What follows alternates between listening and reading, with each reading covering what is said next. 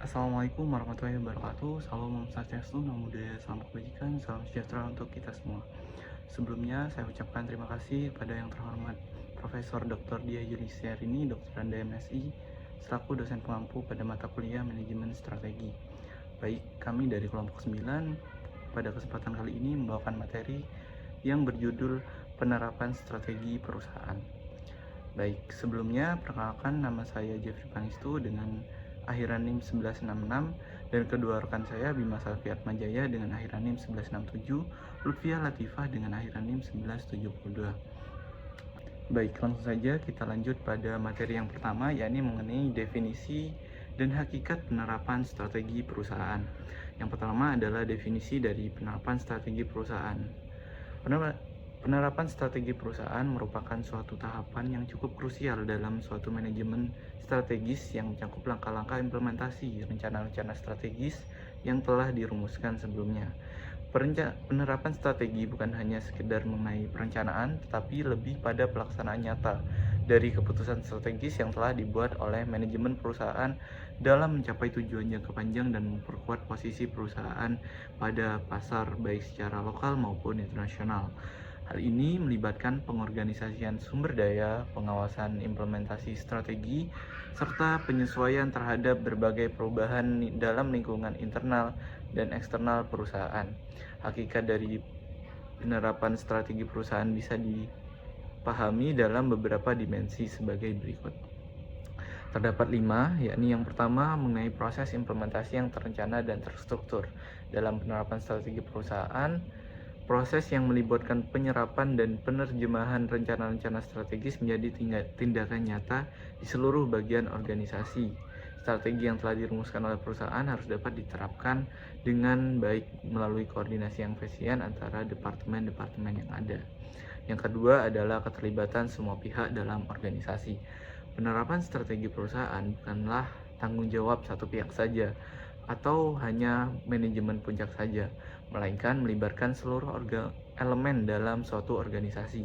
Agar strategi berhasil diterapkan, setiap tingkat organisasi dari manajemen puncak hingga tingkat operasional harus memiliki pemahaman yang jelas mengenai strategi yang akan diterapkan dan diimplementasikan.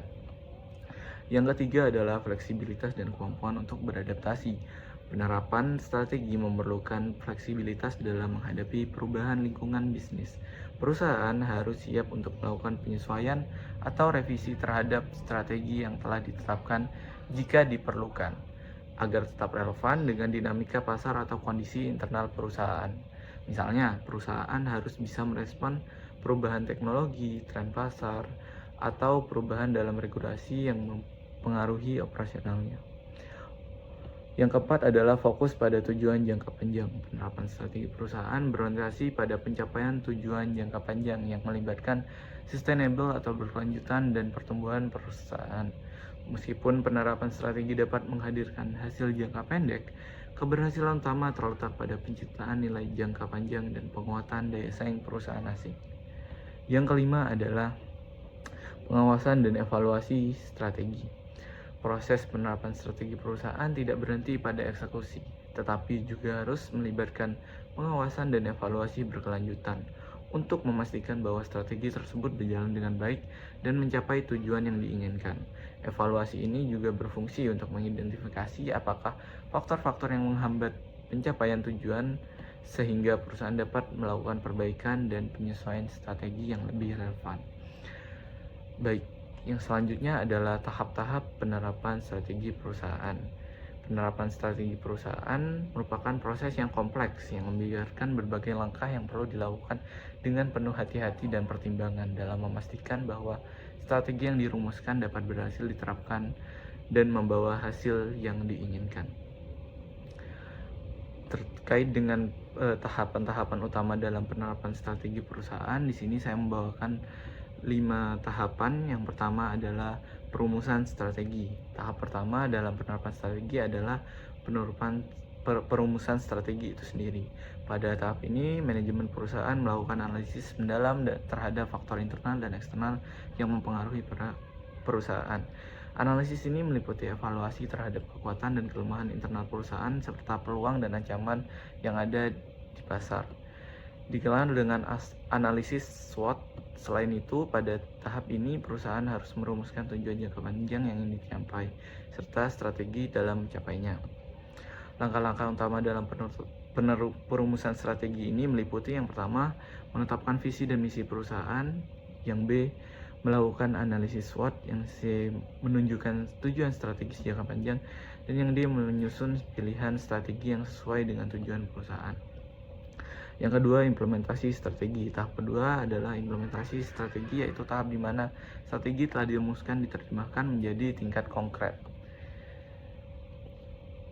Implementasi strategi merupakan proses untuk mengoperasikan rencana yang disusun sehingga dapat dijalankan oleh seluruh elemen dalam organisasi. Proses ini melibatkan beberapa aspek penting, antara lain adalah pengalokasian sumber daya, menentukan sumber daya manusia, finansial, dan teknologi yang dibutuhkan untuk mendukung pelaksanaan strategi. Penataan struktur organisasi, yakni menyesuaikan struktur organisasi agar mendukung strategi yang diterapkan. C. Komunikasi dan koordinasi, menyusun rencana komunikasi yang jelas dan efektif agar seluruh anggota organisasi memahami peran mereka dalam implementasi strategi. Dan yang terakhir adalah pengaturan sistem kontrol. Sistem pengawasan yang efektif diperlukan untuk memantau dan memastikan bahwa pelaksanaan strategi berjalan sesuai dengan yang direncanakan. Yang ketiga adalah evaluasi dan pengendalian strategi. Pada tahap ini melibatkan proses evaluasi dan pengendalian dalam memastikan bahwa strategi yang diterapkan dapat mencapai tujuan yang diinginkan. Proses evaluasi dan penyesuaian serta pengendalian ini terdiri dari beberapa langkah. Yang pertama, evaluasi kerja atau evaluasi kinerja, mengukur apakah hasil yang dicapai sudah sesuai dengan tujuan yang telah ditetapkan. Yang kedua, umpan balik, yakni memberikan umpan balik yang konstruktif kepada manajemen untuk memperbaikan strategi atau pelaksanaannya. Yang ketiga adalah penyesuaian strategi. Jika diperlukan, strategi akan disesuaikan berdasarkan hasil evaluasi dan kondisi pasar yang terus berubah dan bersifat fluktuatif. Baik, aspek yang keempat sini adalah penyesuaian dan revisi strategi. Perusahaan perlu fleksibel dalam menghadapi perubahan baik yang secara internal maupun secara eksternal. Oleh karena itu, penyesuaian dan revisi strategi menjadi bagian penting dari penerapan strategi yang efektif. Jika dalam proses evaluasi ditemukan adanya hambatan atau perubahan pasar yang signifikan, strategi yang sudah diterapkan mungkin perlu direvisi. Penyesuaian dapat dilakukan dengan mengubah beberapa elemen strategi menjadi target pasar, lini produk, atau metode distribusi. Yang terakhir dan yang kelima adalah peningkatan kompetensi dan kinerja organisasi. Tahap terakhir adalah peningkatan kompetensi dan kinerja organisasi secara berkelanjutan untuk dapat bertahan dan berkompetisi yang ketat. Perusahaan harus terus meningkatkan kapasitasnya baik dari segi sumber daya manusia, proses operasional maupun teknologi yang digunakan. Pelatihan, pengembangan sumber daya manusia, dan perbaikan sistem operasional menjadi sangat penting dalam memastikan strategi dapat dijalankan secara maksimal. Peningkatan ini juga mencakup penguatan budaya organisasi yang mendukung pencapaian tujuan perusahaan. Hal ini termasuk motivasi karyawan untuk berinovasi, berkolaborasi, dan bekerja dengan lebih efisien. Di sini saya akan mempresentasikan yaitu kelanjutan dari materi teman saya, yaitu intuisi dan analisis dalam penerapan strategi. Nah, di mana berdasarkan pengamatan analisis sejarah, banyak orang percaya bahwa intuisi ini adalah sangat penting untuk mengembangkan pemikiran strategis yang baik. Karena di pasar global, intuisi itu sendiri dan proses rasional bekerja sama untuk mempertahankan penting dalam mengembangkan keputusan strategis yang efektif di berbagai bisnis. Proses intuitif digunakan dalam manajemen strategis untuk mengembangkan strategi yang efektif dalam mencapai tujuan dan sasaran organisasi. Nah, yaitu selanjutnya di berbagai intuisi digunakan dalam proses pengembangan rencana strategis menjadikan komponen penting dalam manajemen strategis. Nah, yaitu beberapa komponen dalam manajemen strategis intuisi, yaitu yang pertama ada mempertahankan emosi dalam mengambil keputusan strategis. Nah, di mana emosi ini berkaitan dengan intuisi yang menjadikan landasan pengambilan keputusan strategi. Disebutkan bahwa emosi berasal dari intuisi berdasarkan teori manajemen, proses pengembangan keputusan, dan model. Nah, yang kedua itu menimbulkan stres di tempat kerja. Nah, intuisi digunakan untuk beradaptasi dan mengembangkan strategi pengurangan stres di tempat kerja. Nah, kenapa? Karena di manajemen itu untuk mengedepankan dan memberi ruang bagi perasaan dan emosi. Nah, yang ketiga yaitu hadapi resiko secara efektif. Nah, risiko yang timbul selama operasi bisnis dikenali dan ditangani oleh manajemen dan menggunakan institusi. Nah, dengan cara ini, intuisi memberikan gambaran yang jelas mengenai permasalahan atau permasalahan untuk membentuk tim ahli strategis menangani secara efektif. Itu yang terakhir, yang keempat yaitu ada manajemen waktu dan efisiensi. Nah, selain mengevaluasi waktu dan efisiensi strategis dalam pekerjaan, intuisi juga digunakan penting dalam proses pengembangan ide-ide strategis. Dalam konteks strategi apapun, intuisi mendukung penggunaan taktik dan strategi yang efektif untuk memecahkan masalah. Pada saat yang sama, efisiensi pengambilan keputusan juga berdampak merugikan. Yang terakhir ada akurasi, keamanan, dan pemindahan. Nah, akurasi, keamanan, dan pemindahan ini komponen penting dan proses perencanaan dalam pengembangan strategi mencakup perpindahan data dari suatu tingkat manajemen ke tingkat manajemen lainnya, serta analisis dan interpretasi. Analisis dan intuisi meningkatkan moralitas dan pemikiran di kalangan karyawan perusahaan yang membantu tim strategi menciptakan keputusan strategis yang akurat dan efektif. Nah, selanjutnya yaitu ada adaptasi perubahan dalam strategi. Nah, adaptasi perubahan dalam strategi ini, adaptasi bisnis, sering juga disebut dengan adaptasi model bisnis, adalah suatu jenis keputusan yang berkaitan dengan struktur organisasi, strategi bisnis, dan transaksi bisnis. Nah, di beradaptasi perubahan strategi dalam penerapan strategi ini, beradaptasi terhadap perubahan lingkungan bisnis merupakan langkah penting dalam menjalankan bisnis yang sukses dan berkembang. Nah, pemilik usaha atau pemilik bisnis harus menggunakan berbagai pendekatan strategis untuk mengatasi kendala yang ada. Di antaranya yaitu ada 5 pendekatan strategis, yaitu pengembangan dan tren pemantauan, strategi perencanaan, diverifikasi produk atau jasa, inovasi, hubungan pengembangan. Nah, yang pertama ini perkembangan tren pemantauan. Di dunia usaha harus secara aktif mendukung tren pasar karena peraturan oleh mereka dapat merespon perubahan dengan cepat dan memahami pelatihan dan pengembangan akan membantu bisnis tetap relevan dan kompetitif di pasar yang terus berubah. Ini.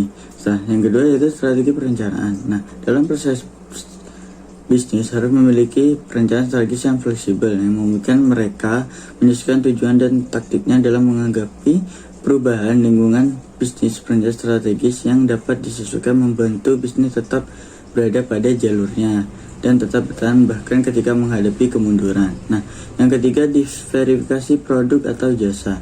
Nah, di verifikasi produk atau jasa ini dapat membantu bisnis mengurangi risiko karena mereka tidak selalu fokus pada satu aspek bisnisnya. Dengan beragam produknya atau layanan, bisnis dapat lebih mudah beradaptasi dengan perubahan kebutuhan pelanggan. Nah, yang keempat ya ini berinovasi. Nah, tujuan berinovasi ini adalah untuk berkontribusi terhadap kemajuan teknologi dan memenuhi kebutuhan konsumen yang terus berkembang. Di dunia usaha harus melakukan penelitian dan pengembangan untuk menciptakan produk dan layanan baru atau menyempurnakan produk dan layanan sudah ada agar tetap kompetitif dan relevan.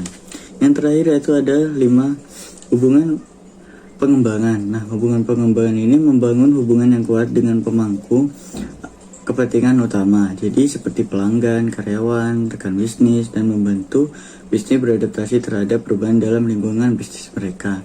Entah itu kita berkolaborasi yang efektif dapat membantu bisnis memperoleh lingkungan yang diperlukan untuk menghadapi tantangan yang semakin besar seperti itu. Baik, dan di sini saya akan melanjutkan dari teman saya untuk menjelaskan tentang istilah kunci dalam penerapan strategi perusahaan. Nah, di sini tuh istilah kunci dalam penerapan strategi perusahaan itu ada 9, yang dimana itu ada keunggulan kompetitif. Nah, keunggulan kompetitif itu manajemen strategi merupakan satu tantangan bagaimana memperoleh dan mempertahankan keunggulan kompetitif tersebut sebelum para perusahaan pesaing memiliki keunggulan kompetitif mereka tersendiri. Kemudian ada penyusunan strategi. Nah, di sini tuh penyusunan strategi itu adalah suatu individu yang punya tanggung jawab untuk keberhasilan sebuah organisasi. Jadi, untuk penyusunan strategi itu ada beberapa orang yang dipilih dan diberi tanggung jawab untuk menyusun strategi perusahaan dalam jangka waktu yang telah ditentukan. Kemudian di sini lanjut ada yang namanya pernyataan visi misi. Nah, selain ada penyusunan strategi, semua perusahaan pasti memiliki yang namanya pernyataan visi misi. Organisasi itu atau perusahaan itu tuh mengembangkan satu pernyataan visi untuk menjawab berbagai pertanyaan. Kemudian visi itu akan dilakukan untuk visi itu akan kita ingin menjadi apa itu ada di visi dan misi gitu. Jadi salah satu contoh dari pernyataan misi adalah pernyataan tujuan secara jelas membedakan satu bisnis dari perusahaan-perusahaan yang lain. Jadi visi misi itu tujuan kita membangun perusahaan ini tuh apa sih gitu sih lebih tepatnya. Kemudian ada peluang dan ancaman eksternal. Nah, sebagian besar peluang dan ancaman itu berada dari luar, bukan hanya selantas dari dalam, karena kita kan perusahaan yang selalu melakukan hubungan dengan eksternal. Jadi banyak sekali peluang dan ancaman eksternal. Entah itu dari konsumen, entah itu dari produsen. Karena kan berbagai macam konsumen itu beda-beda ya. Nggak semua konsumen itu memiliki yang namanya kebutuhan yang sama, seperti itu. Kemudian ada yang namanya kekuatan dan kelemahan internal. Nah, selain ada peluang dan ancaman, tentunya ada kekuatan dan kelemahan yang dipunyai oleh suatu perusahaan tersebut. Nah, kekuatan dan kelemahan itu tuh suatu aktivitas yang selalu terkontrol di dalam suatu perusahaan atau suatu organisasi, yang dimana itu tuh dijalankan dengan baik ataupun buruk oleh setiap sumber daya manusia di perusahaan tersebut. Kemudian ada tujuan jangka panjang. Nah, untuk meraih visi dan misi perusahaan itu ada berbagai cara dan ada beberapa target. Nah, itu visi dan misi itu termasuk ke dalam juga tujuan jangka panjang. Itu tuh benar-benar terkait banget antara tujuan jangka panjang dan visi dan misi. Visi dan misi. Tujuan itu sangat penting bagi keberhasilan suatu perusahaan. Bahwasanya perusahaan itu tuh mempunyai arah yang jelas, mempunyai target yang jelas, seperti itu. Untuk menciptakan evaluasi, menciptakan sinergi, menjelaskan prioritas, dan memfokuskan dan mengkoordinasi perusahaan tersebut. Kemudian ada yang namanya strategi. Nah, strategi ini adalah saran bersama untuk mencapai tujuan jangka panjang. Nah, strategi itu bisa mencakup dengan ekspansi geografis, diversifikasi, akuisisi, pengembangan produk, penetrasi pasar, likuiditas, dan joint ventura. Kemudian ada yang namanya tujuan tahunan. Nah, selain ada tujuan jangka panjang, mungkin tujuan tahunan ini bisa disebut dengan tujuan jangka pendek. Untuk kita dapat meraih tujuan jangka panjang kita, kemudian kita dapat meraih visi misi kita harus mencapai dulu tujuan tahunan kita atau tujuan jangka pendek kita. Tujuan tahunan itu tuh ukur, terus harus bisa dibaca dengan kuantitatif, realistis, dan konsisten, dan menjadi prioritas suatu perusahaan. Kemudian ada kebijakan. Nah, kebijakan ini tuh termasuk ke dalam saran yang dimana tujuan tahunan itu akan dicapai. Kebijakan itu tuh meliputi beberapa pedoman, aturan, dan prosedur yang telah ditetapkan oleh suatu perusahaan untuk mendukung upaya pencapaian tujuan-tujuan yang telah kita rencanakan. Seperti itu. Kemudian lanjut ada yang namanya manfaat penerapan strategi perusahaan. Yang dimana manfaat utama dari melakukan penerapan manajemen strategi di perusahaan itu tuh untuk membantu suatu perusahaan ataupun organisasi dalam merumuskan beberapa strategi yang lebih baik melalui penggunaan pendekatan terhadap pemilihan strategi yang lebih sistematis, logis, dan rasional. Terus pelaksanaan utama manajemen strategi adalah proses dalam mencapai pemahaman dan komitmen dari seluruh sumber daya manusia di dalam perusahaan tersebut yang terlibat.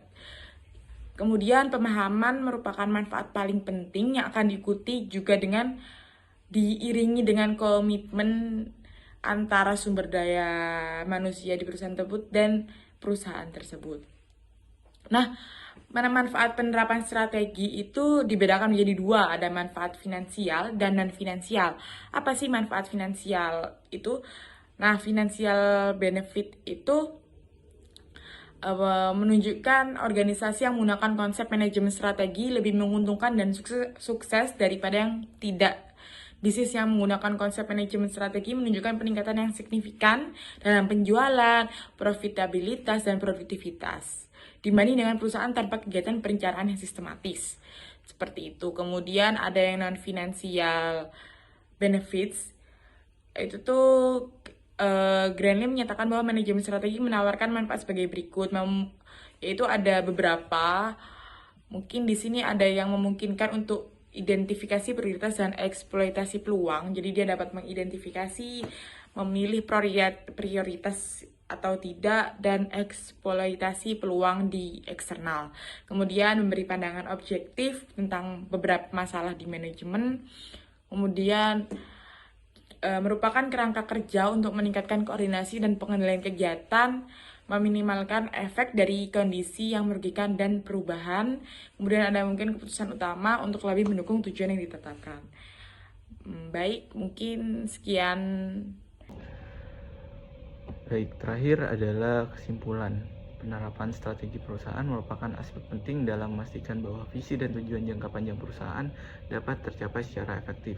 Proses ini tidak hanya melibatkan pembuatan rencana strategis, tapi juga penerjemahan rencana tersebut ke dalam tindakan nyata dan terkoordinasi di seluruh organisasi. Keberhasilan dalam penerapan strategi sangat bergantung pada beberapa faktor seperti keterlibatan seluruh elemen organisasi, pemilihan sumber daya yang tepat, serta kemampuan perusahaan untuk beradaptasi dengan perubahan baik di pasar maupun lingkungan internal perusahaan. Melalui tahapan-tahapan yang sistematis seperti perumusan, implementasi, evaluasi, dan penyesuaian strategi, perusahaan dapat memastikan bahwa strategi yang diterapkan tetap relevan dan efektif. Dengan penerapan strategi yang baik dan terencana, perusahaan tidak hanya dapat meraih keberhasilan jangka pendek, tetapi juga menciptakan keunggulan kompetitif yang berkelanjutan yang akan mendukung pertumbuhan dan keberlangsungan bisnis perusahaan dalam jangka panjang. Penerapan strategi yang konsisten, efisien, dan adaptif akan menjadi kunci bagi perusahaan dalam menghadapi tantangan global yang semakin dinamis. Baik, mungkin sekian presentasi yang dapat kami paparkan dengan materi yang berjudul penerapan strategi perusahaan. Kurang lebihnya mohon maaf. Apabila ada yang ingin ditanyakan, silakan disampaikan pertanyaannya pada grup WhatsApp sesuai dengan kesepakatan yang telah berlaku. Wabillahi taufiq wal hidayah. Wassalamualaikum warahmatullahi wabarakatuh.